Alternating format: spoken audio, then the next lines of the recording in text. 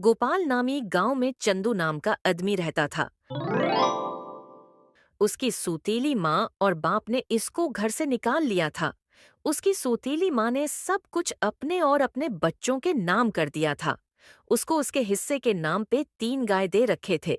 जिंदू पढ़ा लिखा तो बहुत था, मगर नौकरी नहीं मिलने के कारण उसने सोच रखा था कि मैं 3 गायों का खूब देखभाल करूंगा और उसका दूध पीच कर कारोबार करूंगा। अभी मैं बिल्कुल अकेला हो गया हूँ। तुम तीनों के अलावा मेरा कोई नहीं है। तुम तीनों को मेरी मदद करनी होगी। तीनों गा बहुत ही उती गट्टी और जवान थी और रिश्ते में भी बहने लगती थी। चंपा और चमेली और मीना मेरा सबसे बड़ी गान थी और सबसे समझदार थी।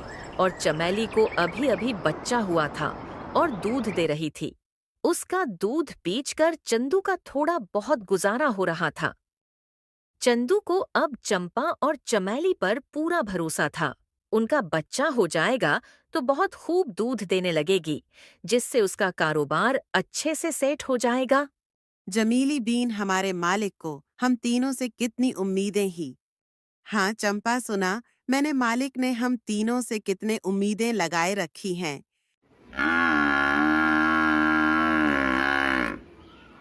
वो दोनों बहनें अपनी बड़ी बहन की मजाक इराते हैं। इसे कहते हैं कि तुम हमारे सी इतनी बड़ी हो, फिर भी आपने बच्चा नहीं दिया। उसकी बड़ी बहन बहुत नाराज होती है और रोने लगती है और फिर कहती है कि बच्चा देना न देना मेरे हाथ में नहीं है, तुम दोनों मेरे मजाक उड़ा रहे हो। फिर एक दिन चंदू का पड़ोसी उसे कहता है, अरे चंदू, अब के 2 गाय तो ठीक है और 1 गाय को क्या है? इससे अब को कोई फायदा नहीं है। उसको अब बीचते क्यों नहीं हो? उरे नहीं नहीं भाई साहब, बीचना क्यों है? उसको अभी बच्चा नहीं दे रहा है। क्या पता कल को बच्चा दे दे। कोई भरोसा नहीं, कोई भी काम जज्बाती में नहीं करना चाहिए। अरे चंदू, मेरा कहने का मतलब ये था कि मैं कारोबार जल्द खड़ा करने की जरूरत है, क्योंकि तुम्हारा घरवाले ने तुम्हारे साथ जो कुछ भी किया बहुत गलत था। अभी तुम्हें जो भी करना है अकेले ही करना है। आखिर शादी भी तो करनी है, तो मैं उसके लिए बहुत खूब पैसा कमाना पड़ेगा। तुम्हारी सारी गायें दूध देगी तभी तो कारोबार अच्छा चलेगा ना। हाँ भाई, बात तो अब सही कह रहे हो। तो अब मुझे क्या करना चाहिए? मेरी मानो तो तुम अपनी गायों को करास करवा के देखो, शायद उससे बच्चा हो जाए। ये अपने सही कहा है, मैं कल ही ऐसा कर लेता हूँ।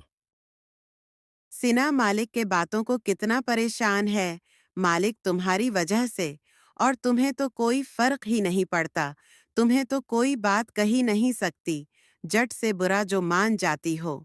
मीना ये सब सुनकर बहुत दिखी होती है और करती भी क्या कुछ उसके हाथ में नहीं था।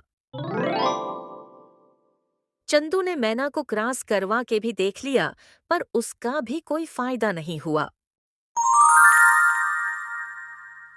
चंदू, जो मैंने आपको मशूरा दिया था, अपने आजमाया? हाँ भाई, वो भी करके देख लिया। उसका भी कोई असर नहीं हुआ।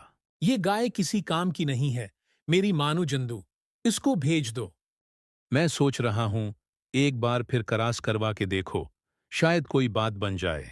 देख लो, पर मुझे नहीं लगता। अगले दिन और फिर अपने गाय को क्रॉस करवाने ले जाता है।